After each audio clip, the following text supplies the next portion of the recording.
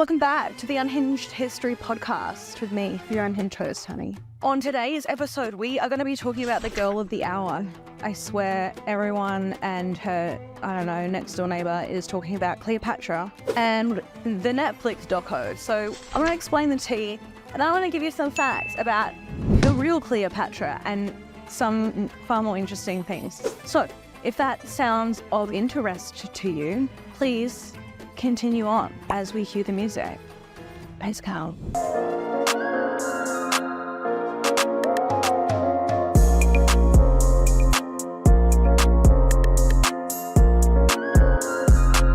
All right. So on today's episode, we're going to be covering why is everyone so mad?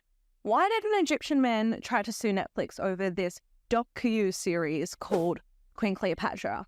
But first and foremost, today's sponsor is none other than Caesar Archivum, which is yours truly's designs. And we're obviously wearing the Cleopatra pendant, which I hand drew myself, which is actually kind of baffling that we managed to get my scribbles into a necklace. So if you like today's episode and you would like to get your hands on Cleopatra pendant, then you can. Use the code CLEO. I didn't mean to say that with so many O's, just CLEO at checkout for a discount, $20 off. For the first 100 orders only though. And I just want to thank everybody for the support on the new format of the podcast. We now have a channel on every social for the podcast alone. So if you want to just watch in clips, you can watch in clips. Nonetheless, the long format will also remain, just depending on what you prefer. So let's get stuck into it, shall we? So Netflix has released a series where it's called Queens of something. I haven't watched it. Why? Because when it was released, Egyptians were up in uproar. Not only the Egyptians, but also the Greeks, the anthropologists, and everyone was mad. Because it was marketed as a docu-series, meaning a documentary, meaning it should be factual, yet it was casted and there was information within the series that is not factual. Now, if you want to go back, I did an episode on Queen Aman-Iranas, which in my little skis at the episode, I feel like they took Queen Aman-Iranas, a Nubian queen, and kind of just slapped Cleopatra's name on it, just for clickbait. That's how it sort of feels to me. I did a whole episode on her, but today I wanted to do an episode on Cleo and some of the lesser known things about her life, which are really bloody interesting if I don't say so myself. That's the tea, really. That's all it is that Netflix just effed up really big. Really big. I think it has a 2-star or whatever rating on Rotten Tomatoes. So directed by Jada Pinkett Smith, I think that's her name, which I'm pretty sure is the one that Will Smith slapped that dude for. Again, I live in a fantasy realm. Pop culture is not my thing, okay? I like history. So we're going to talk about, if it happened 2,000 years ago, cool. If it happened then what is it, the Met Gala? I don't know. I just see the memes and I'm like, So, where did Cleo come from? That's the most important thing. What is her family tree? It was more like a family wreath. Let's be real. So, Big Daddy Alexander the Great, which I think he came on into Egypt and established Alexandria, which he obviously named after himself because he was high-key, probably a megalomaniac. The point is, Daddy Alex comes on in and one of his generals was named Ptolemy.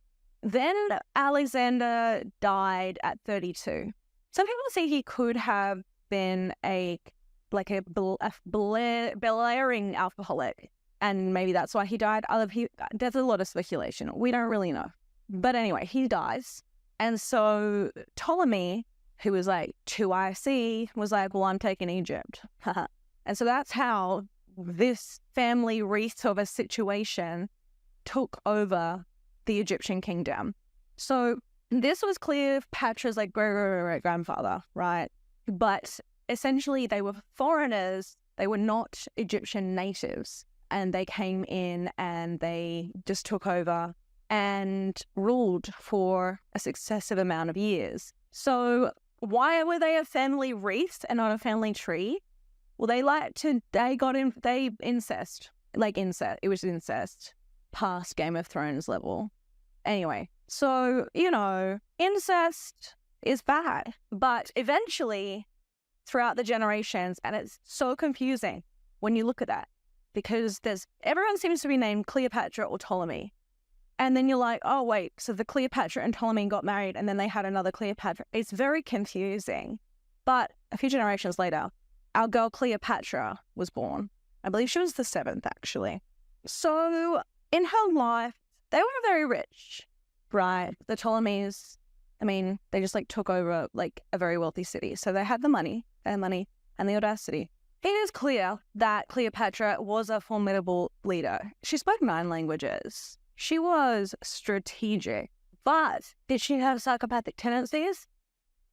Arguably. This was evident in her willingness to murder those closest to her to ensure that she became the biggest in the room. Am I allowed to say that? I don't think so. It doesn't really make sense, does it? Anyway, so when her and her lover, Julius Caesar, correct, if you didn't know that, she then went on and married her 12-year-old brother, Ptolemy. But then in 44 BC, he dies. And everyone's like, what? How? Why? You were 12. It is hypothesized that Cleopatra was actually the cause of his death. But how did she do it? If she did it. Speculation, right? Detective mode activated. So at the time of Cleopatra and the death of her 12-year-old brother husband, there was a plant called, and I'm bad at saying, aconitum, wolfsbane, basically. It was kind of known about to result in death. So today, 2 milligrams kills a grown man. A Canadian guy died from wolfsbane. So back then, who knows how many milligrams Ptolemy had, but he had enough. He probably, and he was 12. So, just a little bit of in the cup, probably. Don't drink the Kool-Aid. Don't drink the pretty flower tea, because it's a pretty flower. It's purple and fun. Kind of like Kool-Aid, actually. Anyway, so she probably killed her brother husband. That's fact 1. Who liked to party? Cleopatra. Working at the pyramids tonight. It fits Cleopatra and her 6-inch heels. Gotcha. Anyway, the point is, I'm going to stop doing that. That's embarrassing. Don't tell anyone about that. People have been getting high and loose as a bloody goose for as long as we have been around. It's a part of the human experience. And the Egyptians at the time absolutely participated in that, especially with booze. As I mentioned, there is a theory that Alexander the Great died because he was an alcoholic. Anyway, Cleopatra, with her boy toy too, Mark Antony, used to throw these huge parties, and they would dress up in Alexandria as slaves. Because she would wear a ring on her finger that's read methe, which means intoxicated. And they would just, roam around town, have a bit of a bender. I don't know what they would have done. They dressed up as slaves and got absolutely pissed off their nut, and then just, you do you, boo, But they also had a drinking club called the Intimitable Lovers. Now, I feel like when you have a drinking club with that name, maybe it's not a drinking club. I don't know. Maybe we'll talk about that in another section of this episode. Yeah, they love to get on the grog, get on the booze, probably some other things too, because she was literally the pharaoh. Well, yeah, the Ptolemies participated. So when it was Cleopatra's and her brothers and sisters' daddy that was the leader before. Anyways, her mum, who was likely her dad's sister, so her mum/auntie, her father wished that when he died, that she, Cleo, and her brother, again named Ptolemy, would rule Egypt together forever in love as brother and sister and husband and wife. Basically, when her father died, Rome at the time, who, Rome and Egypt had an understanding. The Roman leader at the time, his name was Gnaeus Pompeius Magnus, but let's just call him Pom-Pom. Pom-Pom ensured that their dad's wishes would be observed and that Cleo and her 12-year-old brother would rule together forever in love. But various reasons, the marriage of Cleo and her 12-year-old brother probably wasn't a very good idea, not a match made in heaven. Actually, probably a match made in hell in a lot of ways. Basically, because he was only like 11/12 and Cleopatra was 18 at the time, she pushed his buttons, annoying her little brother, as big sisters typically do. But most big sisters don't have to marry their 11 to 12-year-old brother who's probably, I don't know, just hitting. So Cleopatra, essentially, it didn't go well. I mean, he died, so we've been through that. How smart was Cleopatra? Wow. Brilliant, brilliant woman. Here's all the things she could do. And her resume, it would be like 14 pages long. It could be a whole book, or it could be a whole play written by Shakespeare, which it is. So she spoke 9 languages. She was the very first Ptolemy out of all those generations to actually learn the Egyptian language. She was the first one. So she spoke fluent Egyptian, which people say is why the Egyptian people actually seem to like her. Debatable. But she at least understood the language and embraced the culture because she believed that she was a literal reincarnation of the goddess Isis. Now, this is a part of the Egyptian, I guess, pharaohhood custom. They weren't just seen as like a king or queen, they were seen as a reincarnation of God. You see this a lot in monarchs. They're like, I speak for God. You get what I'm saying? So she was like, yeah, I'm Isis. Which? And she would often, like, I guess, cosplay would be my term as Isis. She loved peacock feathers. The Ptolemies were notoriously xenophobic. Okay, so it was weird that one of them learnt language. You may be like, oh, so she was a lover of Julius Caesar, her 12-year-old brother, and Mark Antony. How'd she speak to them then? Well, that'd be because she spoke Latin, she spoke Greek, apparently 9 languages. She was incredibly talented and intelligent, right? She studied chemistry, medicine, agriculture, economics, law, military theory, and mercantile strategy, which may be where she got the tips for the murdering. Don't know. And she knew how to put on a show to get the public on her side, which is great PR.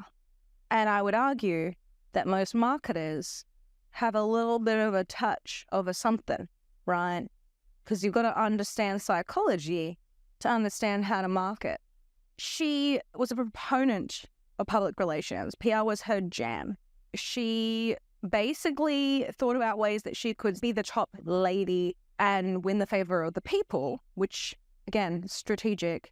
And she would often give tax incentives to politicians. She gave public speeches, loved a public speaking arrangement. And Cleopatra was so smart, it's kind of scary. Not only did she speak all these languages, not only was she a PR expert, not only did she have a perfumery, fragrance was her jam. She had all the money in the world. She managed to align horizontally in the bed with not only Julius Caesar, but Mark Antony and arguably some other people. But that's, again, alleged. She had a network of spies, of whisperers, if you will. She was a smart bitch. It's probably why she was, pharaoh. She'd literally do an Oprah. So she'd give these public speeches, and she'd be like, you get a papyrus. I don't know. I made that up. But you get a fragrance. You get a fragrance. You get some money. You get a tax exemption. You get my... I don't know what she gave out. But she gave free stuff out. And did she cosplay as a slave? Yes. I'm thinking Titanic, when Rose goes down. Rose is on whatever level, the high people level, and then Jack's on the cool people level because they got bum tickets. And she comes down and then she just has the best night of her life. But everyone's like, could have been like, Cleo. I feel like that could have been the vibe. I don't know if that's fact at all. That's just me making up. I just what I'm thinking. Because the pharaoh dressing up in slave clothes, PR queen. I feel like that went down well. Anyway, she was very paranoid, as you would. And I feel like, not to retrospectively diagnose because that's apparently very much against the rule, but you know what? I like to break rules. But it feels to me as if maybe she was a little bit psychopathic because people with antisocial personality disorder are so highly intelligent. But then she was also paranoid, so then I'm kind of like, sociopath, ADHD, I don't know. My brain's peeing and none of those things can be applied because it's illegal. But like historians and psychologists and psychiatrists will be like, yeah, retrospective diagnosis isn't a little. I'm just saying, a lot of people, when they hear Shakespeare, roll their eyes and want to throw up. Why? Because it's taught terribly in high school. I'm not going to say his name because you're all going to show off if I do, okay? Because we all went to that boring ass English or history class where the teacher was like, now everybody turn to page, we're going to read Romeo and Juliet. And we're all just like, why? Why? Actually, you know what? Romeo and Juliet was, in my opinion, a copyright of the real story, which was Cleopatra and Antony. Let me open up to Antony and Cleopatra. So Shakespeare, you know, the bald dude, yeah, visual English fella, wrote just a couple plays. So Romeo and Juliet, in my opinion, sucks. Did I play Juliet in high school? Yes. Did I make up the lines as I went? Yes, because who's gonna know? Who's gonna know? The point is that he wrote this play, and at the end of it, which, as far as we're aware, happened because, just a quick, backtrack, in Rome, Julius Caesar was stabbed by 23 of his best friends. If you would like to maybe go back an episode and watch that one, that'll give you some context. So who came in after him? Mark Antony. Mark Antony comes to Egypt, and what do you know? Cleopatra's like, hey, baby, let's talk about sex, baby. No, it's probably more like, in my 6-inch heels, culture. Working at the pyramid. Oh my gosh. It's so hard being a Frank Ocean fan. Anyway, she gets in Mark Antony, and back in Rome, Octavian is like, let's bloody whatever. So the story goes, well, at least the Shakespearean version of it goes, that they were so in love that they committed suicide together, right? So as it goes, the legends, he stabbed himself because Octavian, and she pushed an asp to her chest and let the poison kill her. I don't know if Shakespeare just did that for the dramatic effect or if that's, I don't think anyone can prove that because we don't have her body yet. Kathleen Martinez, Godspeed. I hope you find her tomb. So, you know, they're like, Romeo poisons himself and then Juliet wakes up like the badass she is, 15 years old or whatever, and then stabs herself. Yeah, kind of like that. Oh, this is what I'm looking for. Give me my robe, put on my crown. I have immortal longings in me. Now no more. The juice of Egypt's grape. Fuck off. Whatever. She stabbed herself with a snake, okay? That's the point. Shut up, Shakespeare. So Cleopatra tried to make her boyfriend Caesar, Julius Caesar, a potion because she was trying to heal male pattern baldness. Why? Because Caesar was bald. She tried to cure various diseases because, you know, in her spare time, she did a bit of chemistry. We love a girly with hobbies. She tried to convince Caesar to use her potion, but it was burnt mice, rags, horse teeth, bear's grease, deer marrow, reed bark. And then she'd mush that all together and put it in some honey, which she'd then slather onto the bald person's head. And we don't really know how successful this was. Probably a bit of an MLM scheme, I feel. Anyway, Caesar didn't do it. He died anyway. Again, 20. Anyway, other academic papers that she did was ointments for skin brightening. Thanks a lot, Cleo. But also some balms that were meant to heal the skin from injuries. And I think I already said that she really, really loved perfume. She had a perfumery. Let us talk about her entrance to Rome. So she was Julius Caesar's GS at this time, girlfriend, And whilst incest was like the norm in Egypt, it was very much frowned upon by a lot of other societies, especially the Greeks. So, you know, the Ptolemaic dynasty doing the whole like incestual thing for its existence, they weren't that liked elsewhere where that was cooked. So outraged Greeks at the time made it into a scandal, obviously. But by the time Cleo was born, it had obviously been the norm for like centuries. So Alexandria was sieged. So Caesar took her, and she got pregnant. She got up the duff, you know, and it was his kid, and they named him Little Caesar, Caesarion. By the way, he was not born by a cesarean section. Just so you should add that. His life was destined for a rough life because his dad, Caesar, the dictator of Rome, got stabbed a bunch of times. Anyway, with a 22-year-old Cleopatra, he decided that he would also rule Egypt with her. So Caesar takes his 22-year-old hot thing, you know, Pharaoh of Egypt, why not, back to his home, his hood, which was the Senate of Rome. And he was stabbed 23 times in the theater of Pompeii. Again, previous episode. Once Caesar died, she needed to flee Rome like instantly because, like, you know, they didn't like her very much. But what they did love was her style. Everyone wanted to look like her. They wanted to copy her looks. They wanted to copy her hair. Cleopatra was like the Princess Diana of the time, where everyone wanted the same haircut and they wanted to be her. Anyway, she had a lot of pearl jewelry, and she went back to Egypt. Mark Antony had her boozy lover days. And in Pliny the Elder's book, who was a Roman writer, he states in his book Natural History that she bet Antony she could spend $10,000 on a meal for at least a banquet, and that she would be about $20 million in today's. That would be, like, with inflation plus that's about $20 million in today's money. $10,000 on $20 million on one meal. She bet him.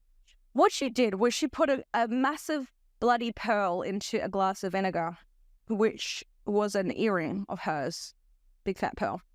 And Pliny said it turned into slush, and then she wolfed it down, thereby winning the bet. Rich people, rich people. Anyway, finishing up with the things that you maybe never knew about. She was, again, from Macedonian Greek / maybe Iberian / insert picture of like her bust and coins. Despite what Netflix says, she looked like what her bust and coins look like. Okay, actually, there's a theory she could have been a redhead. I'll just leave that there. But she basically believed that she was Isis, and that the god Osiris marries his sister Isis, which I believe, Mark Antony played the cosplay of Osiris. I don't know if this is offensive. Maybe I shouldn't say that. I don't know.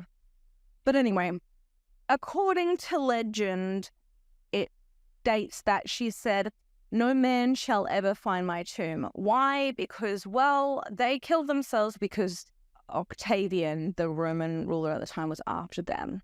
Now, there are rumors that she tried to seduce Octavian and almost succeeded as well, which is pretty scandalous, seeing as she was. But an archaeologist, Kathleen Martinez, her team's been looked for years. Do we have it yet? No. Do I have an update? No.